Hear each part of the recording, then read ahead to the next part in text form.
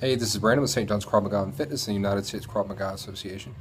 Addressing one of the questions that comes up a lot. A lot of people in sport fighting ask me this. I had a long career in sport fighting. I was around sport fighting my whole life. Love it, great stuff. I still train fighters and we still compete. But that question is, if Krav Maga is the best system in the world, why don't we see it in the UFC? Why aren't fighters jumping all over this? The simple answer to that is context.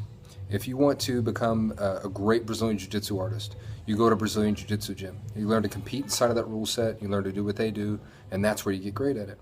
If you want to be a great Muay Thai fighter, you go to a great Muay Thai gym or a gym that has a great Muay Thai program, and you train in that rule set and in that context. Krav Maga doesn't have a rule set. Krav Maga addresses real-world self-defense, where we don't know how many people we're going to have to fight. We don't know what time we're going to have to fight. We don't know how long we're going to have to fight. Is there going to be a knife? Is there going to be a gun? Are there going to be sticks? What surface am I going to be fighting on? We don't know. So Krav Maga contextually is just very, very different.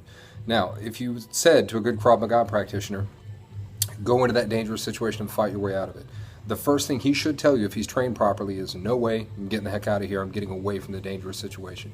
So if you found a Krav Maga practitioner who found himself in the middle of the octagon somewhere, and he had to get out of it, and he applied his Krav Maga context and his concepts, he would wait till that other fighter turned around, then he'd hit him over the head with the stool, then he'd jump out of that cage, and he'd take off running.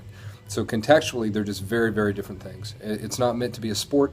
It's not meant to be something where we have competition. It is really just meant to get you out of a very bad situation as fast as possible.